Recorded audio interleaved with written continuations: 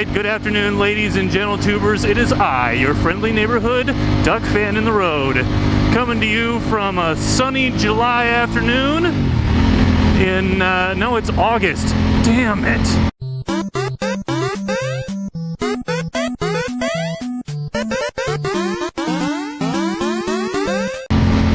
Coming to you from a sunny August afternoon outside the outskirts of Albany, Oregon. It's about as warm as I can handle, even in my vented jacket.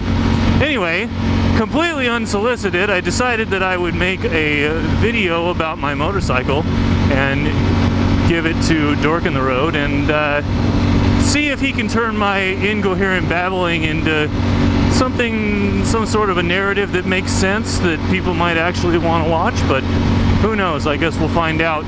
The motorcycle in question is a 1995 Ducati 900SS SP, and it is number 210. One of the first questions people ask about motorcycles is, are they good first-time motorcycles for first-timers or for beginners? And so is the Ducati Supersport, at least this older carbureted model, good for beginners? No. End of video. Excellent! I guess I could talk about it a little bit more. Some things about this motorcycle. It is carbureted. That will be one of the big cons we'll talk about in a little while. It is the 900SS SP variety. There were two trims in 95, the SP and the CR. The SP does not stand for sport. It stands for something in Italian that I don't know, but some people think it means sport. The CR stands for something in Italian that means half fairing or short fairing. So SP might mean full fairing, I don't know.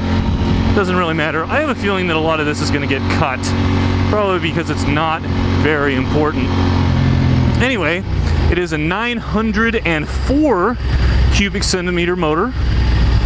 This looks like a good spot to stop somewhere in here. Take a look at it. But this, by the way, is the motorcycle safety course right here. Where to start? I guess I'll start at the top with something kind of strange. So this is the dashboard from an FE edition, the final edition. It was either 97 or 98 for these bikes. The last of the carbureted Supersports that look like this. They look different after this.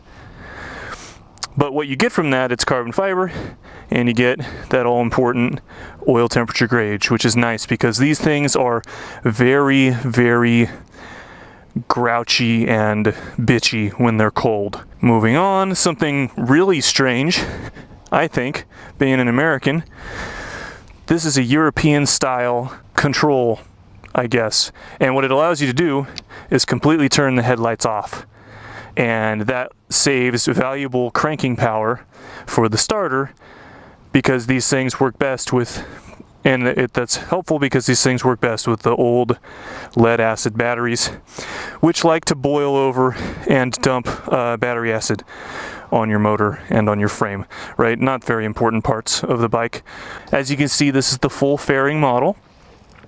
I don't know if you can tell what I'm pointing at here. Out the back, a Silmoto spaghetti style exhaust with Termignoni carbon fiber cans. These, I left the sticker off. I think they look better without it. So this has FCR 41 flat slide carburetors on it, which I might talk about when I'm riding. They're a significant upgrade over stock.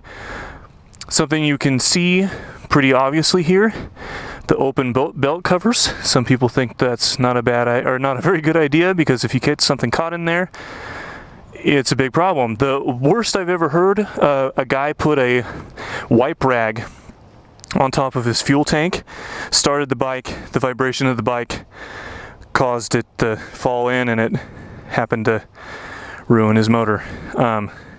Well, probably not, but it would bend up some internal components, which is not good, namely the valve stems. This is the open clutch. This is that clacky clack sound you hear when it's running. I'll fire it up in a minute and you can see it. This is vented. This is custom machining on the outside here. I think this was stock here, but this is all custom, that these are cut out like this. It really lets the clutch breathe, it cuts some weight, it looks cool most importantly, and unfortunately I would guess that if I were to be in a crash that damaged the right side, it probably ruined that whole thing. I doubt it would protect the clutch very much anymore, but who knows. I didn't do that. I've never seen that before on any other Ducati. It can't be the only one like it in the world, but I don't know, pretty unique. Let's fire it up. So this is how it starts when it's warm. Yeah, this does not have a kill switch if you put it in gear, by the way, and it will totally try to start when it's in gear, which I've done before. Fortunately, I was sitting on the bike at the time, so I caught it right away. Now, here's that clutch and the belts.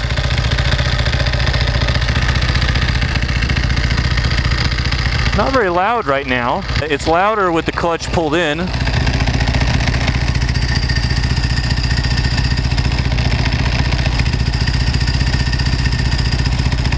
Let's talk about riding it and actually do that, because that's more fun. Get a little... Oh yeah, look at that throttle hang. Staying right up there. I need to turn down the idle. I'm not gonna do it right now. I love the sound of this thing when the engine brakes. It does have high compression pistons in it, but it is the stock displacement, still 904. Is this fresh chip seal? Oh my God. Well, too late now. It is. What the hell? Well, that's gonna take some time to clean up. For those of you who don't know what chip seal is, essentially they put a thin layer of crap, sticky crap all over the road. Oh, this is fresh like today. So let's talk about riding this thing. I'm gonna hit this perfect. So the clutch is probably the thing that most people are going to notice riding something like this for the first time.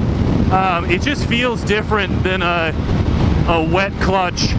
It is hydraulically activated, and it just has a really large kind of grabby friction zone. You don't notice. I don't notice it at all when I'm actually moving. It's just accelerating from a stop. It's just chattery, kind of grabby, and that's just the way it is. I mean, you can do a few little tweaks to adjust it, but there's not a whole lot you can do. In most ways, it's not all that different from a modern motorcycle. It's fairly forward-leaning. My feet are under me and a little bit back, but not super far. It's definitely not super bike ergonomics. In fact, Ducati does not consider this a super bike. Their Super Sport was really sort of a sport-oriented touring motorcycle. I have it set up with a single seat, so I can't really carry much, but comparison-wise, so it does have carburetors. That's one of the non-beginner features. The carburetors are aftermarket. They're thirsty, and they're pretty much on or off. The throttle response is very sharp on this thing, and there's no way to really adjust it, at least not with my experience with carburetors, which is minimal. I ballpark it at right around 90 horsepower. So the horsepower standard on these is about 80, but with the carburetors and the high compression pistons, I estimate about, I think 85 for sure. 90 is a pretty safe high-end estimate. So that's not for a modern bike.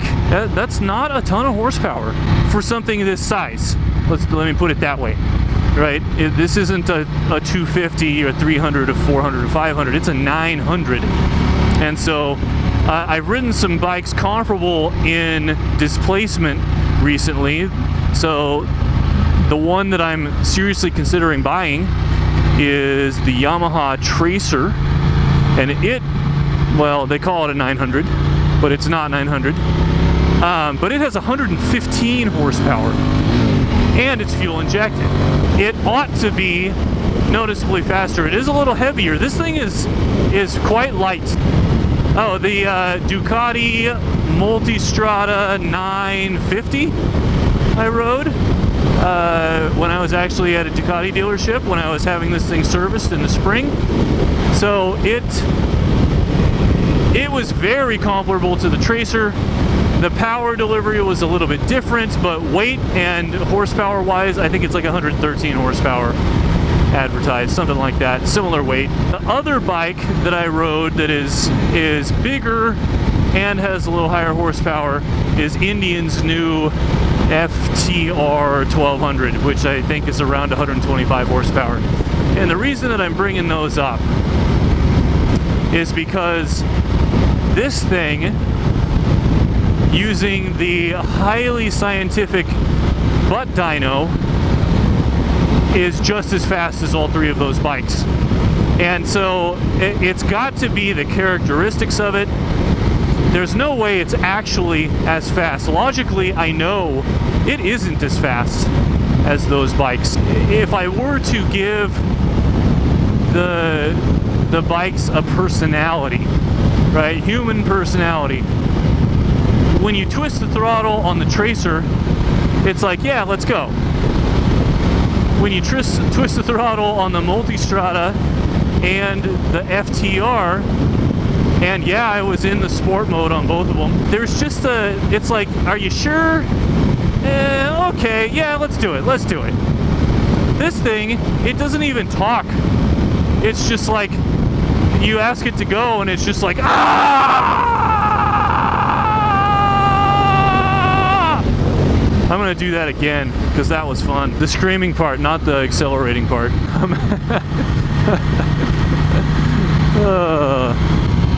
I shouldn't right now, and there's cars in front of me. But there's no question. It's just, let's go. It goes. I wonder if this guy knows he's got stuff hanging out of his trunk.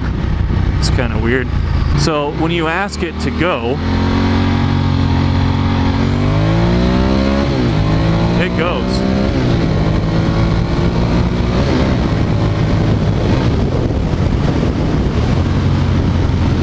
Not going to show my speedometer, especially coming into a 10-mile-per-hour corner, which is a legit 10-mile-per-hour corner. Oh yeah, I would not want to swing this wide. And this little Toyota Camry to slam into right there. Butt dyno says this is at least comparable. Let's throw that out there. I know it's not faster, so I'm going to say it's comparable. So let's get to why this is not a very good beginner's bike.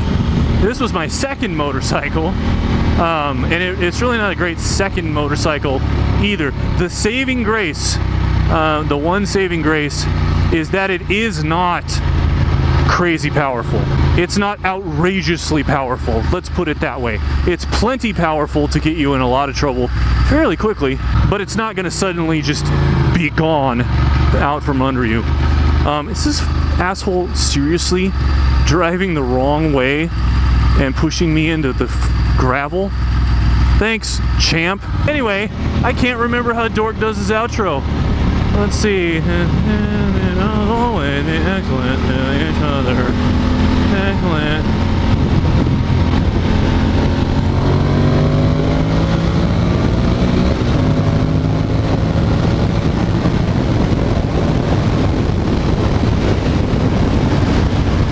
Let's see. It goes. Oh yeah. As always, remember, be excellent to each other. Excellent! And then I'm pretty sure afterwards, since there's usually, you know, a post-credits, you know, Marvel comic style post-credits, I think we should do my impression of how this Ducati responds. I think that was pretty good. Ready? Right here. So at the Ducati, you know, when you ask it to go, with this thing, with these carbs, there's no hesitation. It's just like you twist the throttle and it's like, ah! Ah! Ah! I got got nothing else.